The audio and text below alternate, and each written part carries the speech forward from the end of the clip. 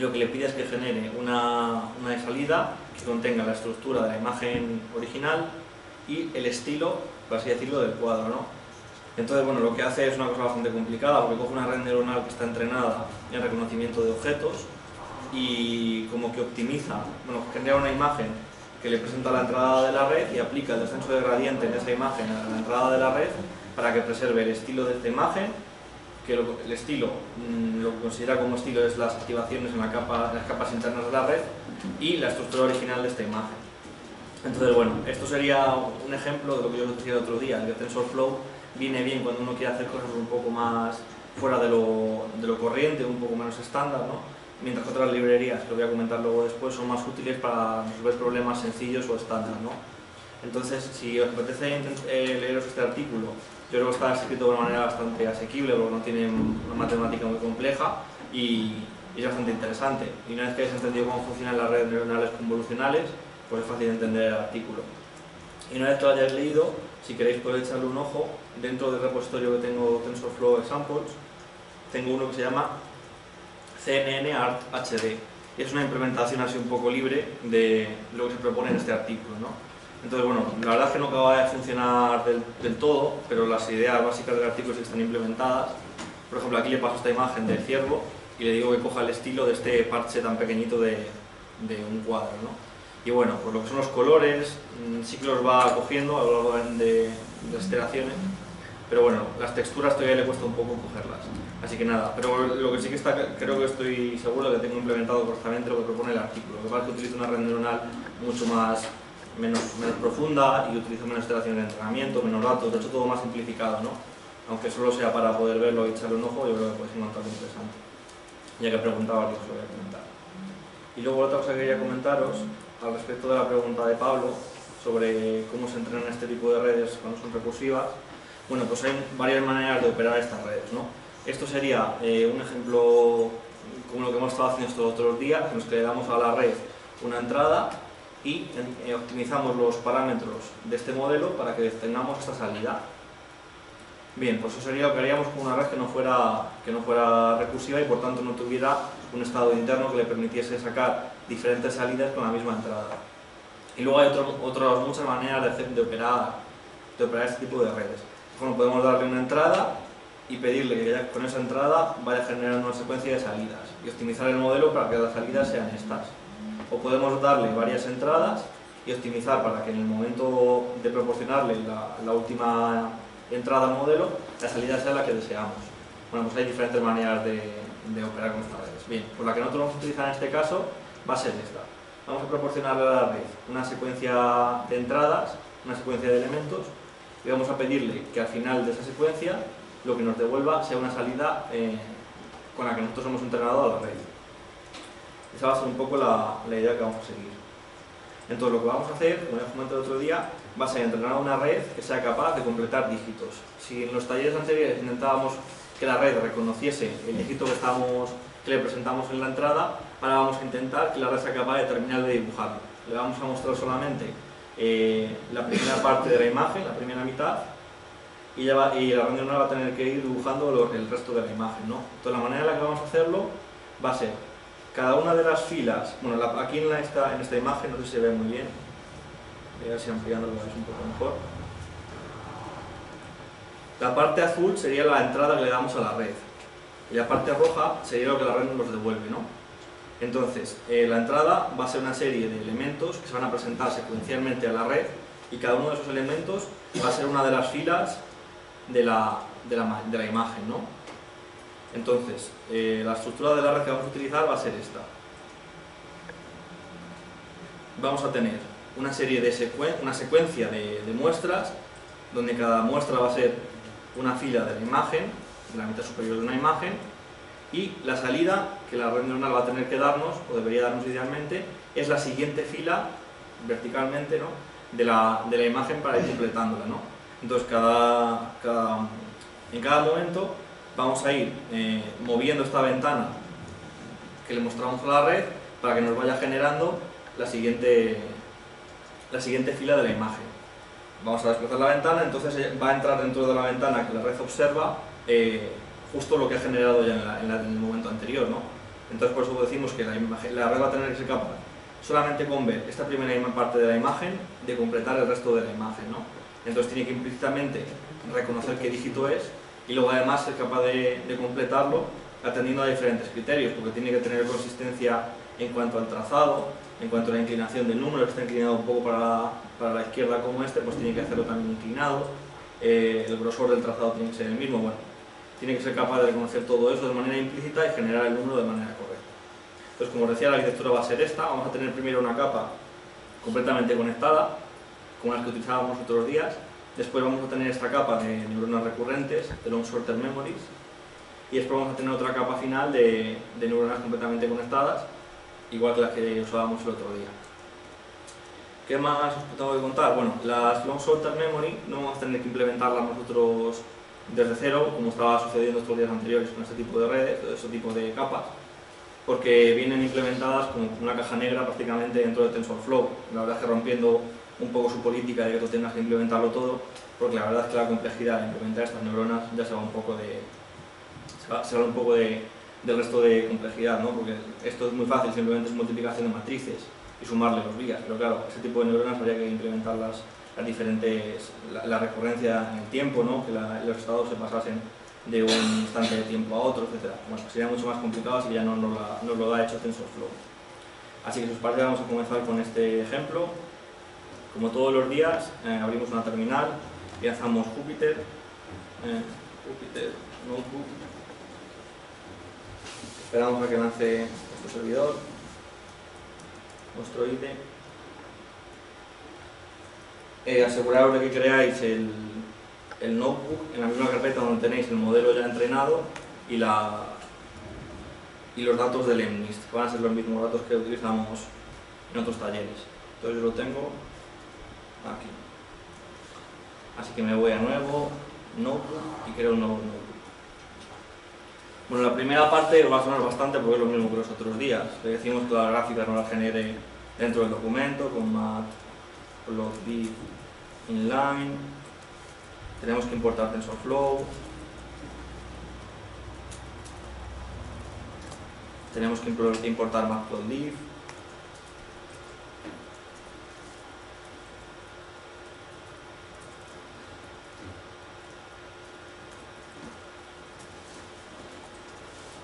Tenemos que importar NumPy. Y luego además tenemos que importar los módulos de TensorFlow que se encargan de darnos hechas, por así decirlo, las redes neuronales recurrentes. Así que hacemos un import, from TensorFlow.models.recursive neural networks. Vamos a hacer un import RNN y RNN/C.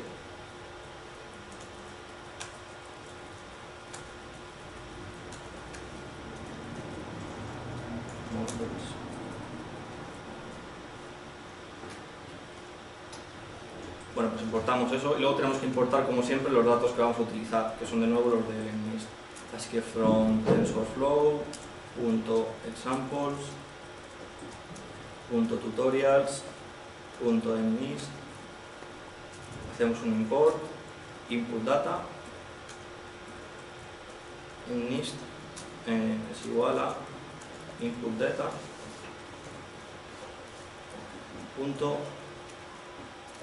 read /data/sets. Le decimos la carpeta donde queremos que lo descargue, o si ya está descargado que lo coja, y le decimos que tiene que ser en formato one/hot equal true. En otros talleres no era tan importante que vosotros pusierais a las variables el mismo nombre que lo iba poniendo yo, pero en este caso, como os he dicho antes, no vamos a entrenar el modelo en directo, sino que ya os he dado el fichero con los pesos o las variables del modelo entrenadas. Entonces sí que es importante que más o menos elijáis los mismos parámetros que yo y que pongáis los mismos nombres de variables, porque si no os va a dar el error cuando queráis importar el modelo ya entrenado, ¿vale? Entonces, aunque no tengamos que entrenar el modelo, TensorFlow sí que nos exige que lo definamos, ¿no? Que definamos la estructura del modelo como hacíamos los otros días. Lo primero que vamos a hacer va a ser definir una serie de variables que nos van a ayudar o de constantes más bien, que nos van a ayudar a definir el modelo. Para empezar, tenemos que definir el número de entradas que tenemos en el modelo, que van a ser 28, porque si os fijáis, cada una de las filas de estas imágenes de dígitos, pues tienen 28 píxeles. Entonces la entrada como otra vez va a ser 28. Así vamos a decir n/input es igual a 28. Lo siguiente que tenemos que decir es cuántos pasos de tiempo vamos a proporcionarle a la red neuronal antes de solicitarle que nos dé la salida del modelo, ¿no? Así tengo por aquí la imagen para explicarlo un poco más claro. Bueno, ya lo he cerrado. ¿Os acordáis de ese modelo que os enseñaba en el que teníamos una serie de entradas que le damos a la red secuencialmente y al final le pedíamos una salida? Bueno, pues de cuántos elementos va a componer cada una de las secuencias que le vamos a mostrar a la red. Entonces, como os decía antes, vamos a utilizar 16 elementos dentro de cada secuencia, 16 filas de la imagen que le vamos a enseñar a la red antes de pedirle que nos muestre la siguiente, que nos genere la siguiente fila de la imagen del dígito.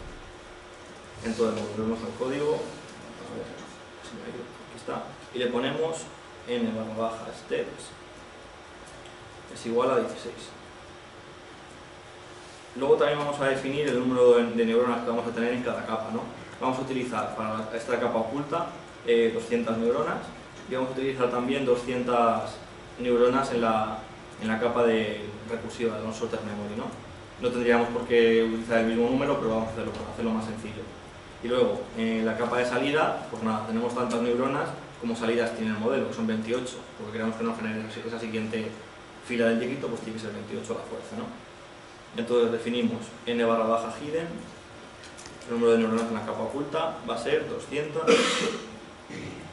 y el número de salidas del modelo va a ser noutput, vamos a ponerle 28. Luego, otra cosa que tenemos que definir, que aunque ahora no lo vamos a utilizar, si queréis entrenar luego en casa el modelo no hace falta, es el batch size, que es como os enseñaba el otro día, cuando entrenamos podemos optar por no mostrarle a la red todas las muestras de entrenamiento en cada iteración y mostrarle solamente un subconjunto aleatorio. Pues eso es el batch. El tamaño del batch define cuántas muestras le mostramos a la red en cada iteración. Vamos a ponerle 200, que es lo que yo he utilizado cuando he entrenado este modelo. Y bueno, ahora vamos a empezar a definir lo que es el modelo en sí, ¿no? En primer lugar empezamos con las entradas y salidas del modelo, que eso va a ser como otros días. X, que va a ser la entrada del modelo, va a ser un placeholder de TensorFlow, va a ser de tipo float, eso podemos especificar así si queréis.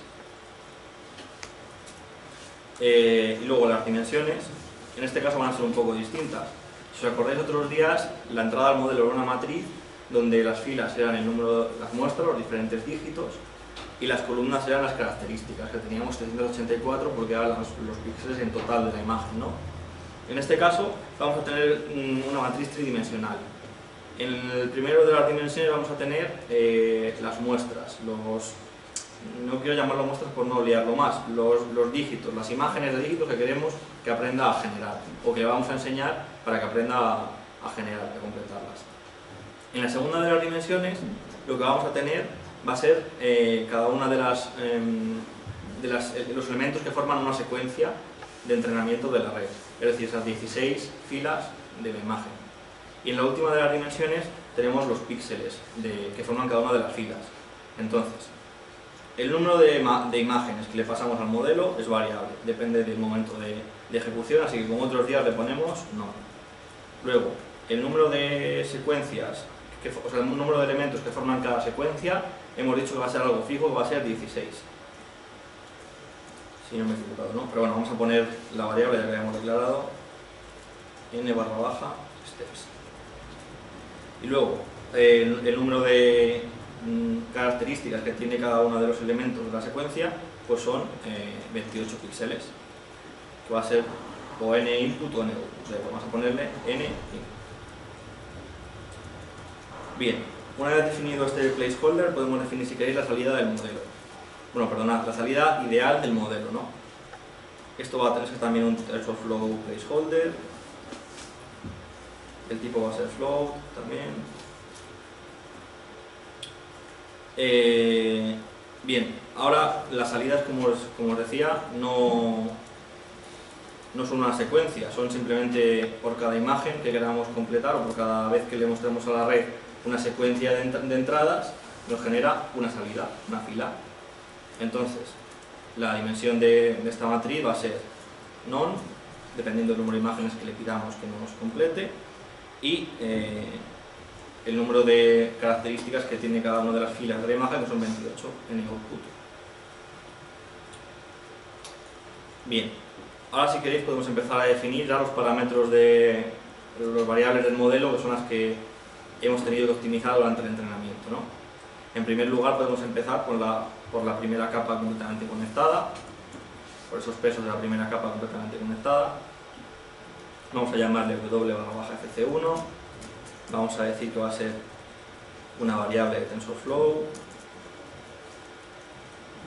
y vamos a decirle que lo vamos a inicializar como una random normal. Bueno, aquí nos da un poco igual cómo lo inicialicemos, porque como luego vamos a cargar del disco duro los pesos ya entrenados, pero bueno, pues si queréis luego entrenarlo en casa, que no os dé problemas.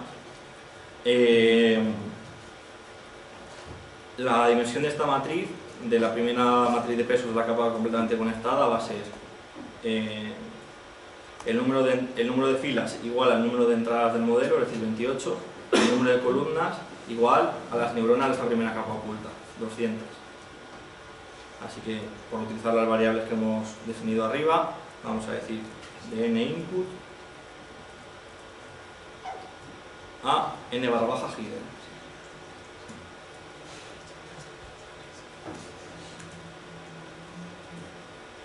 Después, vamos a definir los vías de esa misma capa, bfc1. También va a ser una variable de TensorFlow. Y las dimensiones, pues como otras veces, van a ser igual al número de neuronas que tenemos en esa capa. Vamos a decir, vamos a iniciarlo como una distribución normal, de nuevo. Y el número de dimensiones, pues nada, n.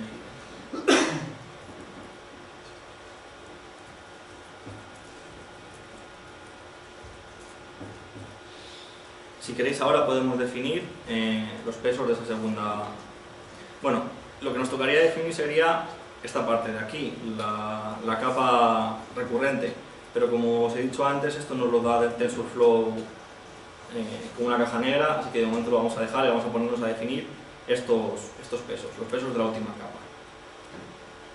Vayamos a llamarlo w/fc2, es igual a la variable de TensorFlow. Vamos a inicializarla con una distribución normal.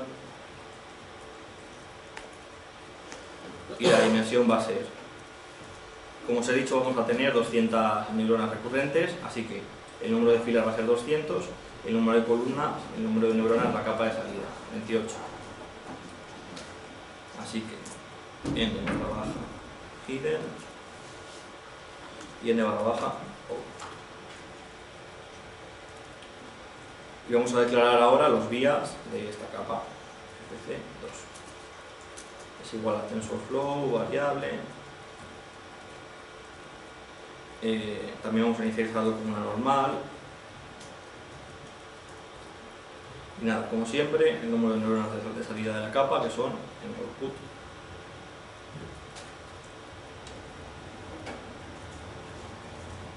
Bien, ahora si os fijáis en una cosa, tenemos una pequeña incoherencia en nuestro modelo, porque estamos diciendo que la entrada va a ser una matriz de 3 dimensiones y luego en la primera capa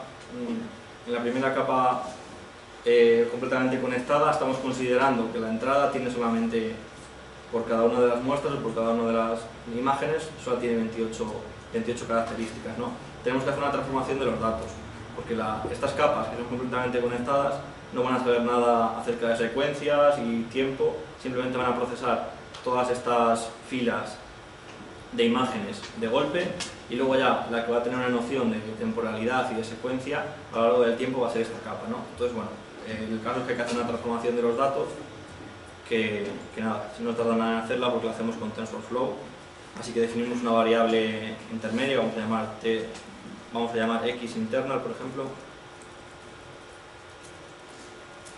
Entonces, para que todo funcione bien, primero que hay que cambiar el orden de una de las dimensiones de la entrada, y eso se hace con transpose.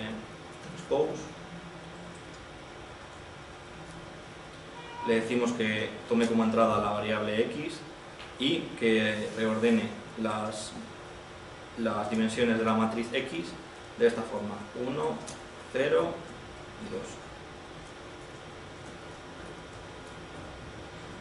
Y luego vamos a decirle que xInternal es igual, hay que redimensionarla, ¿no?, para convertirla en una matriz de 2 dimensiones, como os decía. TensorFlow.reshape, y vamos a pasar la variable que acabamos de definir, xInternal, coma, y nada, el -1, que como ya os expliqué el otro día, significa que reserve tanta memoria como sea necesario, dependiendo de la información que le pasemos al modelo, y luego la segunda dimensión va a tener 28 características. Entonces ya estamos en el caso más normal, ¿no?, que teníamos en los otros días, en los que tenemos muestras ordenadas como filias de una matriz bidimensional y sin más. Bueno, si queréis ahora vamos a definir esta capa de neuronas recurrentes, que como os digo, veréis que va a ser 2 líneas de código, ¿no? No vamos a tener que complicarnos demasiado. Vamos a decir ls long short term memory /cell es igual rnn/cell, esto lo que hemos importado antes, punto basic long short term memory cell. Nos lo da todo hecho. Le decimos que queremos tener n/hidden neuronas, 200 neuronas recurrentes en esta capa, y luego tenemos que decirle el forget bias que sea 1.0. Esto ya sabéis que el ajuste de los parámetros en las redes neuronales muchas veces es un poco a prueba y error, y bueno, esto es lo que mejor ha funcionado en el entrenamiento. Luego tenemos que definir una variable que es la que se va a encargar de almacenar el estado interno de esta capa recurrente a lo largo a lo largo del tiempo, ¿no? Así que decimos eState, internal state, como veráis. eState es igual a long short term memory /cell punto zero state.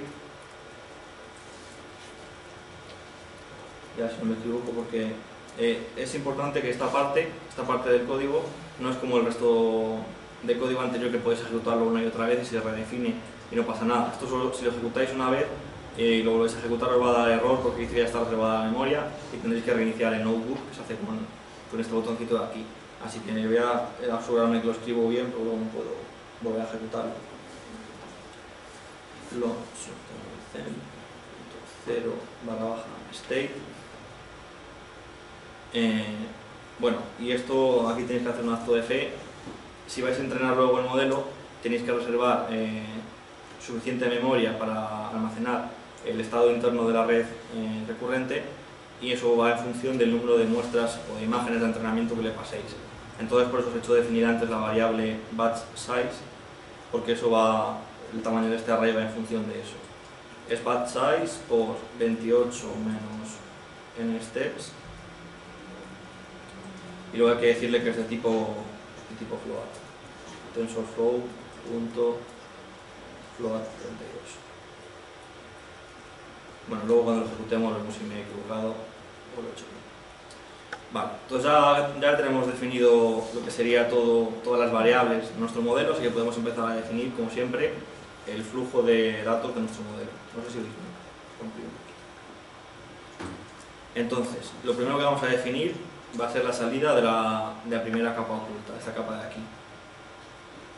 Y esto va a ser, pues como hemos estado haciendo los otros días, la salida de la capa oculta 1 va a ser igual a TensorFlow.NeuralNetwork, la función de activación, que vamos a usar la relu, y le vamos a pasar la multiplicación de matrices,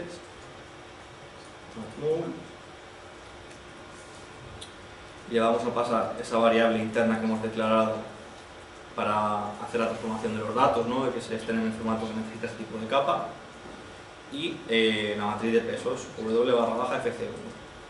y le vamos a sumar, pues como siempre, el bias de esa capa. Esto ya lo tenemos más que trillado, ¿verdad? Bien, lo siguiente que vendría sería la capa recurrente. De nuevo hay que adaptarse un poco. Esto es lo malo que tiene cuando te dan las cosas hechas, que tienes que adaptarte al formato de datos que ha elegido el que lo implementó, ¿no?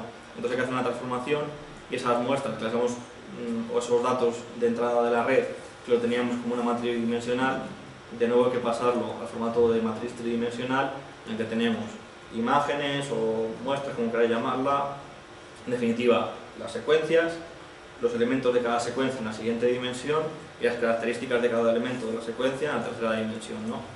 Es un poco lioso, pero al final le coges el tranquilo. Entonces vamos a redimensionar simplemente la salida de esta capa. HFC1 va a ser igual a TensorFlow.split. No, bueno, más que redimensionar, lo que vamos a hacer es romper una de las dimensiones y sacar dos dimensiones de ahí. Y tenemos que pasarle 0, n/steps, que es el número de elementos de cada secuencia, y luego los datos que queremos, o la matriz de datos que queremos transformar o romper o partir en este caso, que sería ella misma, ¿no? A ver si no me he colado en ningún sitio. 0 en steps. Bueno, pues ya tenemos los datos en el formato que nos pide la red, la capa recurrente, para procesarlos. Así que vamos a calcular la salida de la capa recurrente, que sería esto de aquí. Entonces, vamos a llamarla outputs, perdón. Acordaos que tenéis que poner los mismos nombres porque si no puede que os dé error luego cuando queráis importar el modelo entrenado. Outputs y states. Ya sabéis que estas capas recurrentes almacenan los estados a lo largo del tiempo, entonces la salida va a ser la salida en sí misma y los estados que se propagan a la siguiente iteración de tiempo. Y hacemos uso del módulo que hemos importado antes, RNN, y decimos rnn.rnn y le pasamos la variable que hemos declarado antes, LongShorterMemoryCell, le pasamos la entrada a esta capa que sería h/fc1 y le decimos que el tipo de dato es FLOAT32, de type es igual a TensorFlow.FLOAT32. Y una vez que ya tenemos la salida de la capa recurrente, pues ya solo nos queda definir la salida del modelo, la salida final del modelo, ¿no? Que vamos a llamarla ahí como siempre. Vamos a decir TensorFlow.NeuralNetwork.sigmoid. En este caso vamos a utilizar una función de activación sigmoide que, como os enseñé el otro día, tiene una forma de S, por así decirlo, y va desde 0 hasta 1, ¿no? De esa forma, la salida de la red va a ser una imagen válida, ¿no? Va a ser una imagen en formato FLAT32 que toma valores de 0 hasta 1 y no vamos a tener valores negativos y cosas raras que no se podrían visualizar como una imagen. Entonces usamos la función de activación sigmoide y le pasamos la multiplicación de las matrices outputs y w/fc2 y los vías de la capa. Esta es una capa completamente conectada. Lo que pasa es que fijaos en lo que os decía. Os voy a volver a abrirlo porque si no, no hay que nos explique.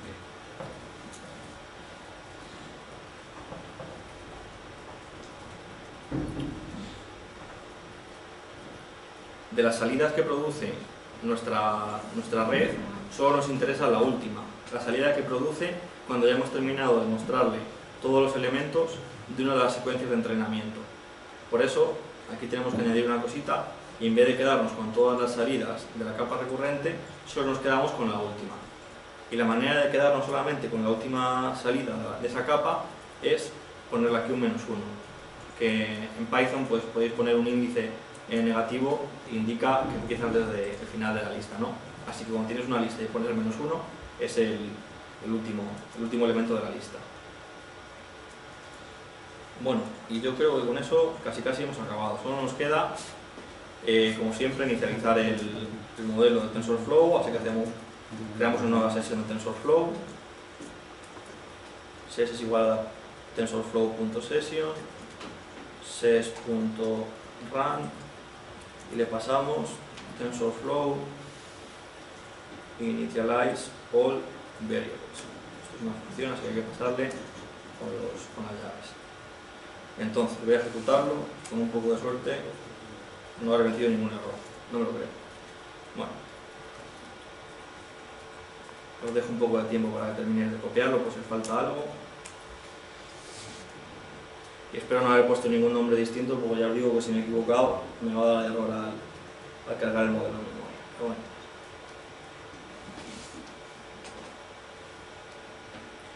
Una vez que tenemos ya definido el modelo, por lo que tendríamos que hacer, por lo que hemos hecho en otros talleres, es definir una función de pérdida o de entrenamiento, ¿no? De una función de error, perdonad, y crear un optimizador que a lo largo de una serie de iteraciones optimice las variables del modelo en función de una serie de datos.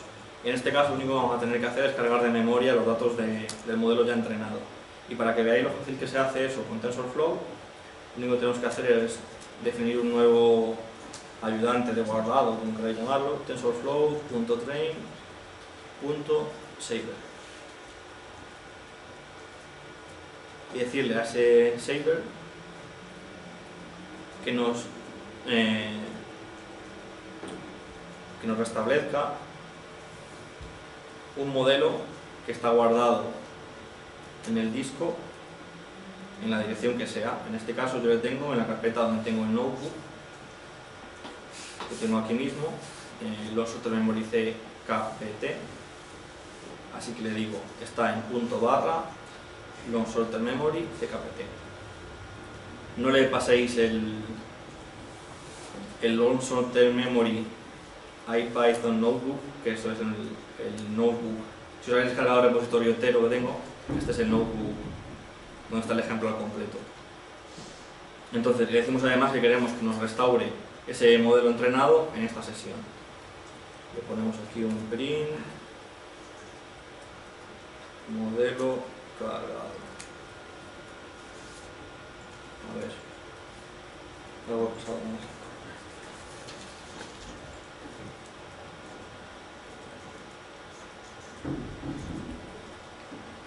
Pero en un momento que debo haber copiado alguna cosilla mal en el modelo.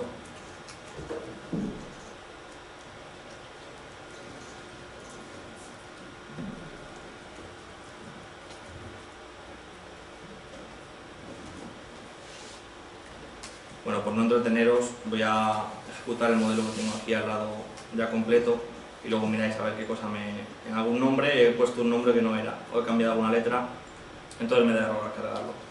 Yo tengo aquí el ejemplo ya terminado y es lo mismo que estaba haciendo pero sin la rata.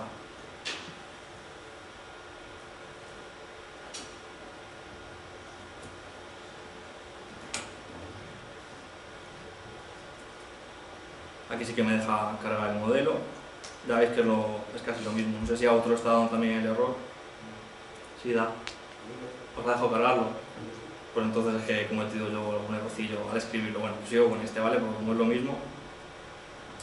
Entonces nada, una vez que tenemos el modelo cargado en memoria, si alguno no le carga, si os metéis en el repositorio este de LonShorter memory TensorFlow, aquí tenéis el notebook con todo el código listo.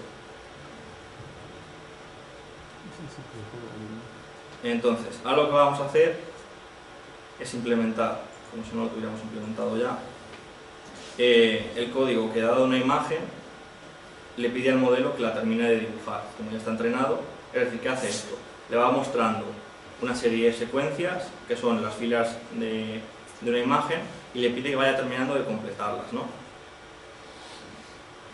Entonces, para hacer eso, lo primero que vamos a hacer es coger una serie de muestras de los datos de entrenamiento.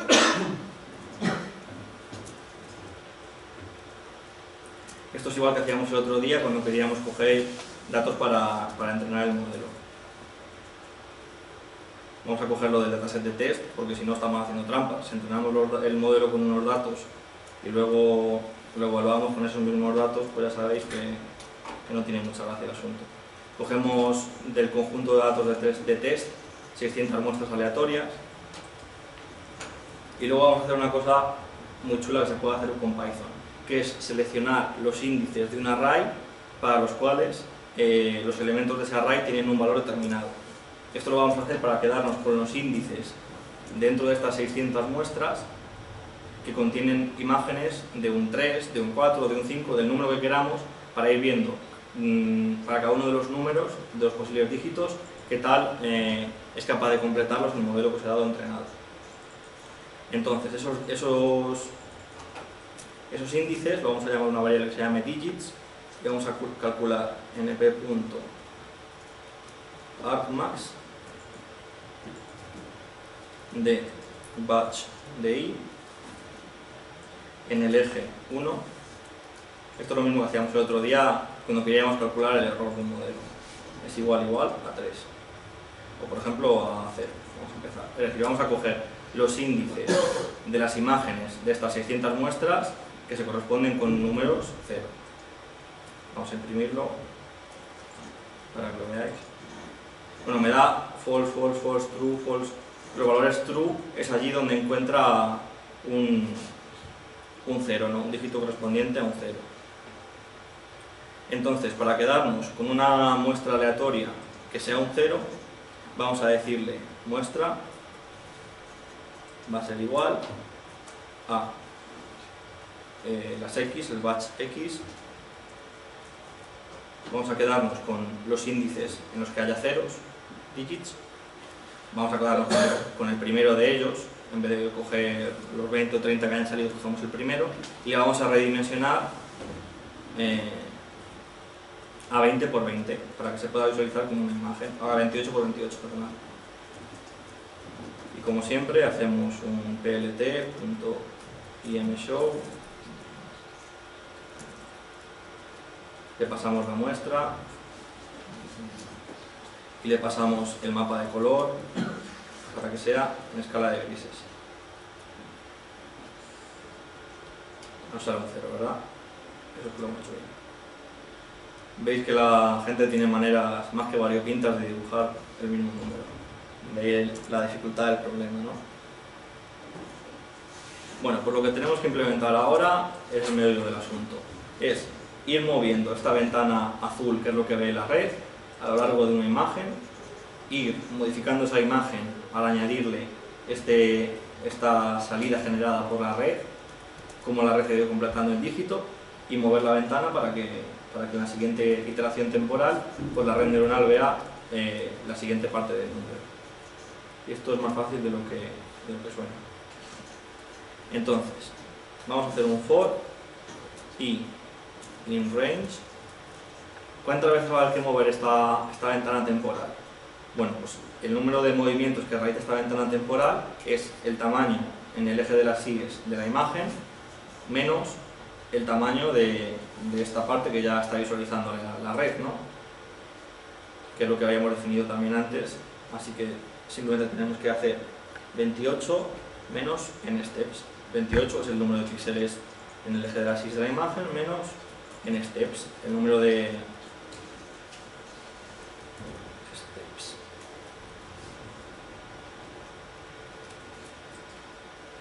Vale. 28 menos n steps, que es el número de elementos que forman cada secuencia de entrada a la red. Es decir, el tamaño de esta ventana azul. Entonces, en cada uno de esos casos, en cada una de esas ventanas de tiempo, le vamos a mostrar a la red la parte del dígito que cae dentro de la ventana azul y le vamos a pedir que nos genere la parte que cae en la ventana roja. Así que hacemos como otros días, un ses.run, le pedimos que nos devuelva la salida del modelo y le metemos como datos de entrada pues una lista, porque ya sabéis que a TensorFlow le gusta procesar la información en listas, no simplemente pasarle al modelo una imagen, sino que le pasamos siempre una lista de imágenes, una lista de muestras, una lista que va a ser, el único elemento que va a contener va a ser la muestra que hemos definido antes, sample, y nos queremos quedar de esta muestra con las filas, desde la i hasta y más el tamaño de esta ventana azul, ¿no? Pues ponemos exactamente eso. Y más, o sea, desde la i, perdonad, hasta y más n barra baja steps. Así lo meto la gamba. Y luego, con las columnas, pues con todas las columnas de la imagen. Y luego, otra cosa que tenemos que pasarle es el valor inicial de la memoria o del estado interno de las neuronas. Porque si os fijáis, en este primer momento, como no ha habido una iteración de tiempo anterior, el estado interno de las neuronas no está inicializado y tenemos que inicializarlo de alguna manera. Vamos a hacerlo con ceros. Entonces le decimos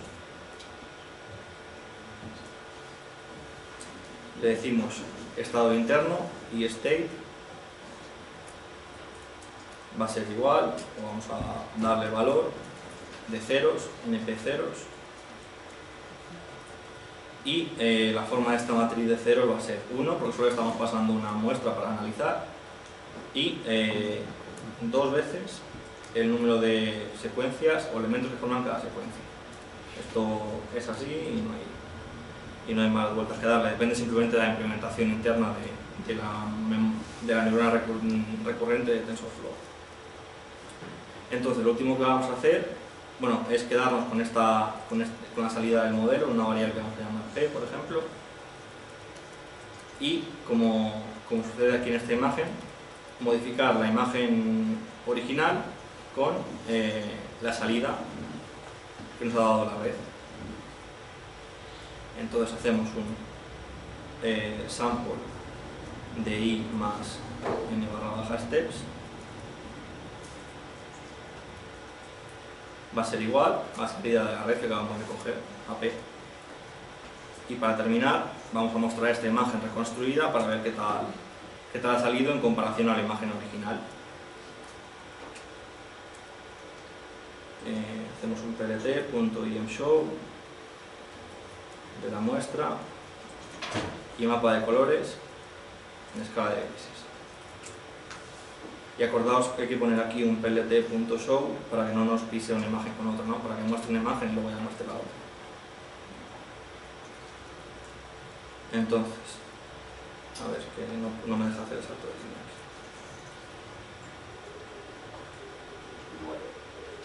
No es un igual, es un... Me falta aquí la llave. A ver. Hay que abrir llaves, hay que decirle la variable x, perdón, va a ser 2 puntos el diccionario este, y luego el istate va a ser los ceros. Y me sobra un paréntesis aquí. Uy, vamos a hacerlo otra vez, pues no. A ver, en los datos de entrada vamos a ponerle al modelo, a la x, hay que ponerle un diccionario, o sea, una lista que va a contener solamente la muestra desde la fila i hasta la fila i más n barra baja steps. Una coma para indicar que pasamos a la siguiente dimensión y todas las columnas cogemos. Ponemos una coma, vamos a dar un intro y decimos que istate, 2 puntos, a esta variable del modelo le vamos a meter una variable de NumPy que va a ser una matriz formada por ceros cuyas dimensiones van a ser, aquí hay que pasarle doble paréntesis, 1, 2 por el número, perdón, hacer esto, el número de neuronas en la capa oculta. Ahora ya sí. Aquí antes creo que os dije que había que pasarle el número de muestras o el número de elementos de una secuencia, era el número de neuronas en la capa oculta, perdonad. Bueno, pues ya vemos aquí una imagen original y la reconstrucción que ha realizado nuestro modelo del dígito, ¿no? A partir de la fila 15, todas estas ya son generadas por la red neuronal, que ha ido realizando este proceso, que aquí lo he animado yo con Photoshop, aunque la imagen está generada realmente, pues le he hecho esta animación para que vierais el proceso de forma visual, pero bueno, aquí por no liar más el código, pues simplemente vemos las dos imágenes, la original y la completada. Así que vamos a ir viendo para cada uno de los dígitos qué tal es el resultado del procesamiento este, ¿no? Para los ceros funciona bastante bien, la verdad. En general, es capaz de detectar los grosor del trazado, la inclinación, ese tipo de cosas, ¿no? Veamos unos cuantos ejemplos. La primera parte de arriba siempre es igual, porque es la imagen original, y la parte de abajo es la que varía, porque es la que ha generado la red. Los unos también lo suele hacer bastante bien. Sí que es verdad que a veces se confunde, porque cuando uno realiza la primera parte del 1 un poco curva, la red puede pensar que es un 2 y le dibuja un rabillo hacia atrás, que es lo que quería enseñaros. Pero bueno, parece que en este caso los completa todos bastante bien. ¿Veis? Aquí en este caso, si yo os enseño, no puedo taparlo, si os enseño solamente esa parte de arriba del dígito, hombre, yo creo que todos diríamos que es un 1, pero si hay gente que es verdad que dibuja los doses con poca curvatura, y esa curvatura que tiene el 1 podría interpretarla como que quizás sea un 2, bueno, pues eso tiende a hacer ese rabillo un poco hacia allá, como dejando entrever que puede que sea un 2, ¿no? En vez de un 1. Así sale un ejemplo un poco más exagerado para que lo veáis. ¿Veis? En este caso, por ejemplo, este churro, pues bueno. Es que lo daría lo mismo. Otro churro. Bueno. ¿Veis? Este caso también ha fallado un poquito. Bueno, vamos a ver qué tal con los doses.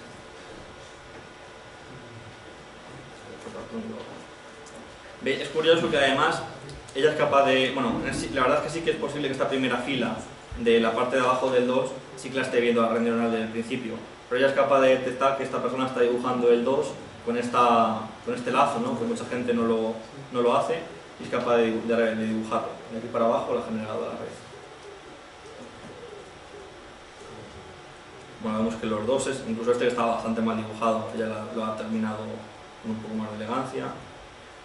Esto, bueno, ahora ha pensado que es un 7 más que un 2. Este también, ¿veis?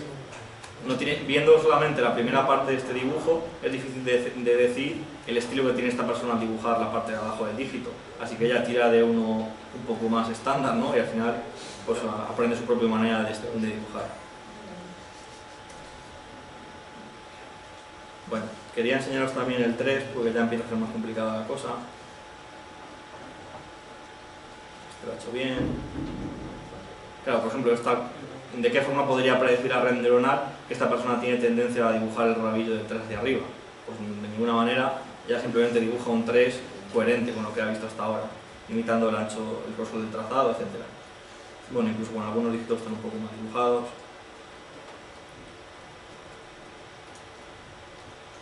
Bueno, los 3 también podemos decir que más o menos, salvo error o omisión, nos queda bastante bien. A ver los 4. Los 4 también son bastante fáciles, porque no hay ningún dígito cuya primera parte, la parte superior, coincida con la del 4, ¿no? Entonces, en cuanto ve dos líneas paralelas, en vertical, pues sabe que tiene que terminar de dibujar un 4.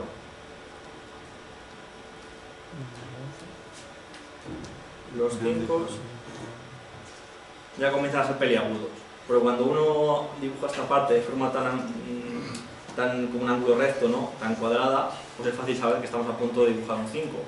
Pero hay gente que lo dibuja mucho más curvo y a veces a la red le cuesta distinguir si es un 5 o es un 6. En este caso, este salto de aquí, bueno, pues le hace a la red dudar un poco y genera un poco de ruido. Esto es uno de los ejemplos que quería enseñar. Hay veces que la red es incapaz, con la primera parte que se le muestra del número, de saber correctamente qué número estaba viendo.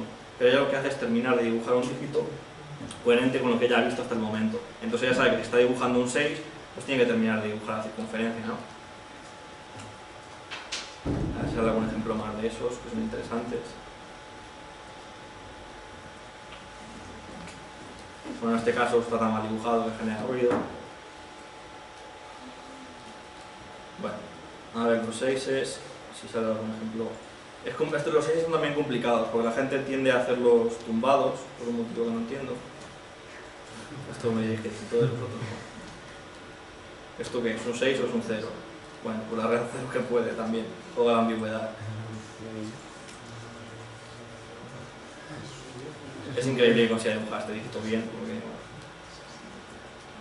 Bueno, los 7 ya sí que son yo creo que son los más difíciles porque es casi imposible distinguirlos de un 2.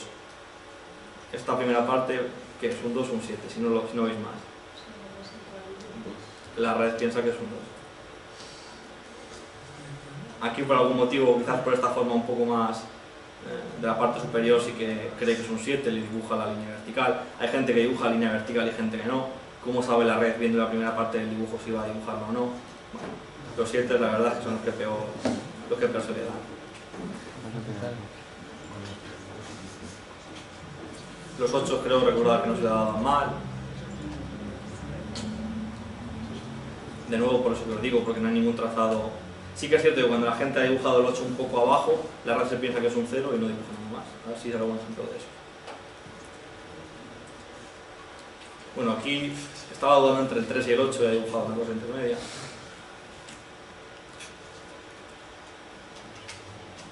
Mira este ve curioso.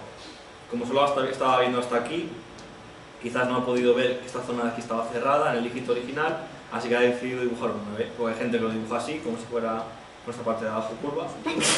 Ha decidido dibujar un 9. Bueno, y yo creo que ya no me mareo más con esto. Vamos a ver los 9 ya para acabar.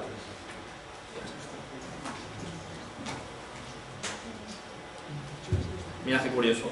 La red estará acostumbrada a cuando ve esta parte tan ovalada hacia la derecha del 9, lo normal es que la gente termine de dibujar este palito también inclinado, así que ya lo hace así. Eso puede ser un 4 perfectamente. Que podría ser un 4 perfectamente, efectivamente. En este caso, bueno, la red no es perfecta, está claro. Bueno, esto es una continuación de un trabajo de una asignatura del máster que realicé para la asignatura de Angélica. Lo que pasa es que en la asignatura de Angélica yo trabajaba con trazados de dígitos en los que conocemos las posiciones en los ejes de las X y de las Y y el orden en el que la persona lo ha ido dibujando. Y no nos molestamos de conocer el grosor del trazado ni nada de eso, ¿no? Y la aplicación que se me ocurría para esto pues era aplicarlo como un paso previo al OCR, ¿no? Si tenemos un documento en el que, por ejemplo, los dígitos han ido erosionándose y la parte inferior no está visible, pues preprocesar primero el documento con una técnica como esta, una vez como esta, y luego ejecutar el OCR, que con un poco de suerte funcionaría mejor, ¿no? Esto es una idea, por si alguno tiene ganas de cacharrear en casa, para lo que podéis utilizar esto. Y nada, yo creo que ya el ejemplo de la red recurrente lo damos por concluido. Si tenéis alguna pregunta, podéis preguntarme. Y sí que quería, antes de acabar con los seminarios, enseñaros dos cosas. Dos librerías de las que no hemos hablado. La primera es Keras.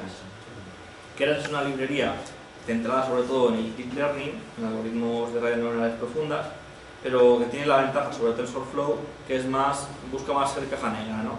En vez de tener que definir nosotros todo el modelo y entrenarlo y tal, pues aquí lo tenemos ya un poco más hecho. Entonces, por ejemplo, un ejemplo como el que hicimos ayer, de crear una red neuronal convolucional y entrenarla en un dataset de dígitos, por ejemplo, pues es mucho más fácil. Simplemente hacemos iniciamos un modelo y le vamos añadiendo capas. Quiero una capa densa, que es lo que nosotros hemos llamado fully connected o completamente conectada.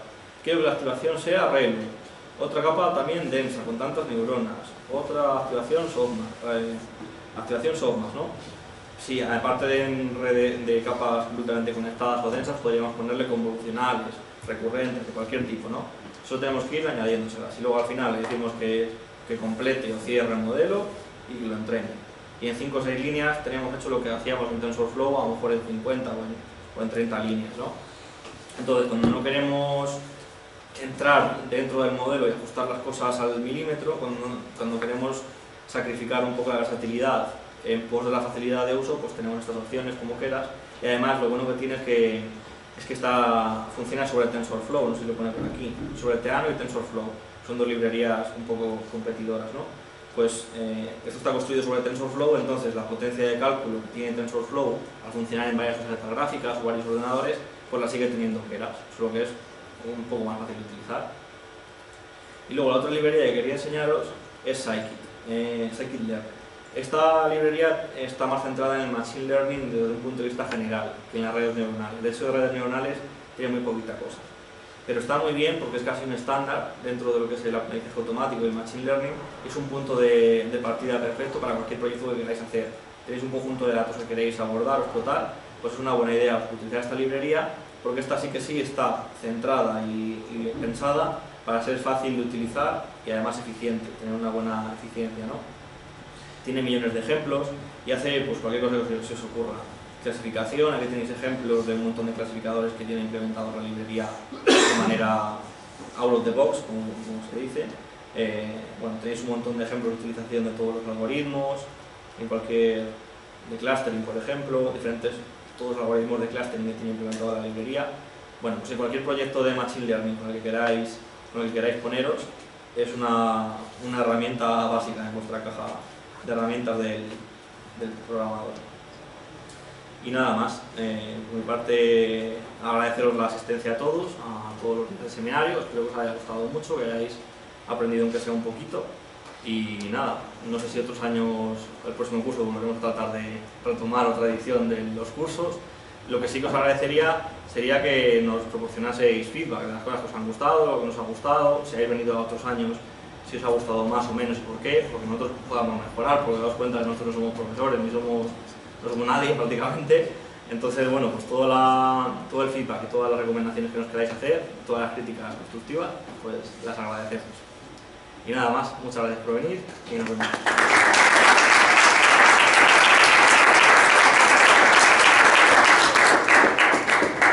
Una cosa, si no Jorge me mata, y a Jaime también.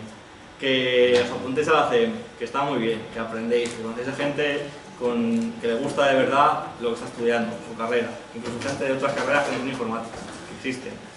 Y nada, que os animéis también, si queréis apuntar a la asociación, estamos encantados de que si hay algún tema que os guste en especial, del que tenéis, no hace falta ser expertos, hace falta ir un paso por delante que el resto de gente que a lo mejor no tiene ni idea de ese tema. Pues si os gusta y os apetece hacer un taller, os ayudamos, os aconsejamos para cómo hacerlo y nada, es una experiencia que os va a ayudar a vosotros a aprender un montón y a transmitir un poquito de conocimiento de una cosa que os gusta. Así que os animo a que os metéis en la página web de la asociación y os registréis. Nada más. Bueno, yo solamente dos cositas, por supuesto, a los ponentes darles las gracias, la enhorabuena. Él decía que os apuntarais al CM, yo os digo que no os apuntéis porque espero que ya lo estéis todos, entonces ya ese mensaje nos sobra. Y en efecto, fue el trabajo de el trabajo de la asignatura de redes neuronales que hoy dio en el máster, parte de lo que hoy estaba presentando era, y le pusimos muy buena nota. Yo creo que la ratificamos, ¿no? O modifico antes. Bueno, yo creo que es para daros la verdad la enhorabuena y tendremos los certificados la próxima semana. Os lo digo porque mi experiencia dice que, bueno, que ahora no lo dais importancia, lo dejáis ahí. Yo en mi despacho tengo certificados de alumnos que han pagado un pastón por un curso de hace 5 años, o sea, tengo un tocho así y no me lo explico. Entonces, supongo que los anteriores los tenéis vosotros, ¿no? Los certificados de todas las charlas que hemos dado para las cuales hemos hecho certificados están, los tengo yo en mi trabajo, en el edificio I+D+I.